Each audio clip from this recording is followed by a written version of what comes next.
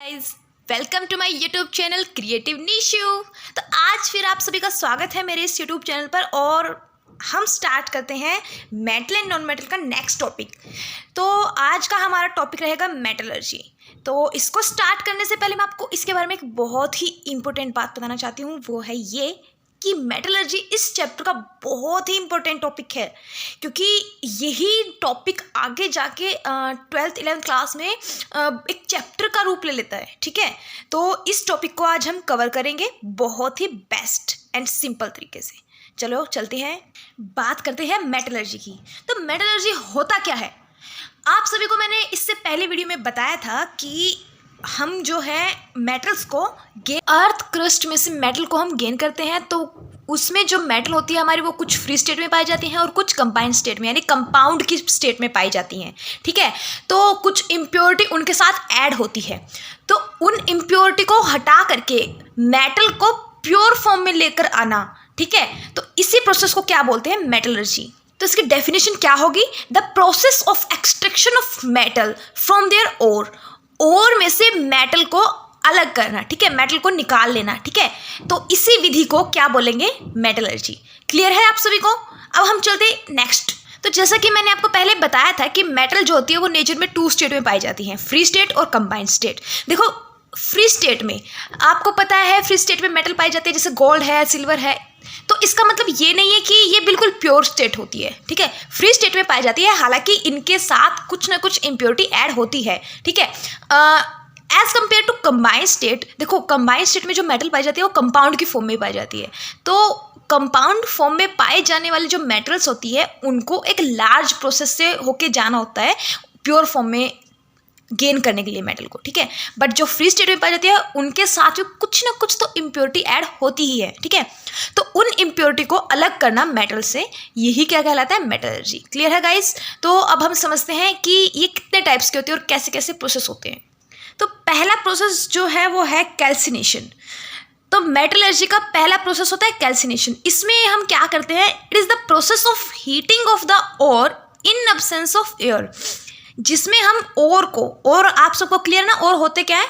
और वो मिनरल होते हैं जिनमें से हम मेटल को अलग करते हैं। ठीक है, तो और को हम अब्सेंस ऑफ एयर में, यानी कि वायु की अनुपस्थिति में इस ओर को हीट करेंगे, तो इसी प्रोसेस को क्या कहेंगे? कैल्सिनेशन। और हीट करके इस तरह से हम अपने मेटल को गेन कर लेंगे। कैल्सिनेशन का बिल्कुल अपोजिट होता है रोस्टिंग। रोस्टिंग में क्या होता है? Heating of the ore in the excess of air. यहाँ पे एब्सेंस ऑफ एयर था और यहाँ पे क्या है? एक्सेस ऑफ एयर, एयर की एक्सेस में। ठीक है, ओर को हम हीट करेंगे और मेटल को उससे अलग कर लेंगे, तो इसी प्रोसेस को क्या बोलेंगे? रोस्टिंग। स्मेल्टिंग में क्या होता है? The process by which roasted ore, जिसमें रोस्टेड ओर को मिक्स किया जाता है कॉक के साथ और उसको हीट किया जाता है फ्यूरेंस में to obtain free metal. Free metal जैसे गोल्ड है, सिल्वर है, प्लेटिनम है, मरकरी है, इन सब को प्योर स्टेट में पाने के लिए उनको एक भट्टी में, चिमनी बोलते हैं जिसको, ठीक है, उसमें कोक के साथ उसको हीट किया जाता है। ठीक है, तो इसी प्रोसेस को बोलते हैं स्मेल्टिंग। इसी तरह से मेटलर्जी का एक और टॉपिक मैं आपको करा देती हूँ, steel and iron. Steel is the pure form of iron. To make steel from iron the carbon content is reduce from 5% to between 0.5 to 1.5%। इसमें क्या होता है? हम आयरन से स्टील को ऑब्टेन करते हैं। स्टील होता क्या है? आयरन का ही एक और होता है। ठीक है, और उसको आयरन को हम स्टील बनाने के लिए क्या करते हैं? उसमें से कार्बन के जो कंटेंट है उसको रिड्यूस कर देते हैं। ठीक है, तो इस तरह से हमको स्टील गेन हो जाता है। ओके गाइस, तो आज का हमारे मेटलर्जी का टॉपिक यहीं पर ही ख़त्म करते हैं। इसके अलावा मैं आपको बता देती हूँ कि मेटलर्जी के 3 टाइप्स होते हैं मेनली।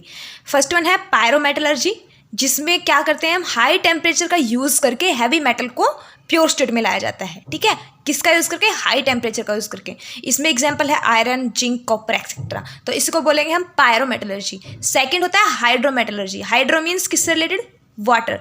हाइड्रो रिलेटेड होता है वाटर से।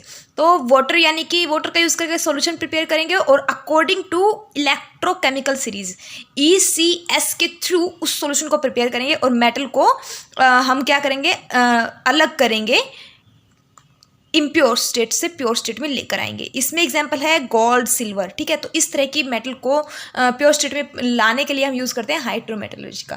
थर्ड है हमारा इलेक्ट्रिक मेटलर्जी। इलेक्ट्रिक मेटलर्जी में हम यूज़ करते हैं इलेक्ट्रिसिटी का, और इलेक्ट्रिसिटी का यूज़ करके हम क्या करेंगे, जो मेटल है उसको हम गेन करेंगे। इसमें हम यूज़ करते हैं इलेक्ट्रोकेमिकल सेल का एक्सेट्रा, इस तरह की हम सेल्स का यूज़ कर सकते हैं इलेक्ट्रोमेटलर्जी में। तो कौन सी मेटल इसमें जो है प्योर स्टेट में पाई जाती हैं, तो वो है एल्यूमिनियम, सोडियम, पोटेशियम। इस तरह की जो मेटल्स है उन सभी मेटल के प्योरिफिकेशन के लिए हम यूज़ करते हैं इलेक्ट्रिक मेटलर्जी। तो गाइस देखो, सुनो और समझो और बने रहो मेरे साथ, और सब्सक्राइब का बटन दबाकर मुझे सपोर्ट करने के लिए आप सभी का बहुत बहुत धन्यवाद।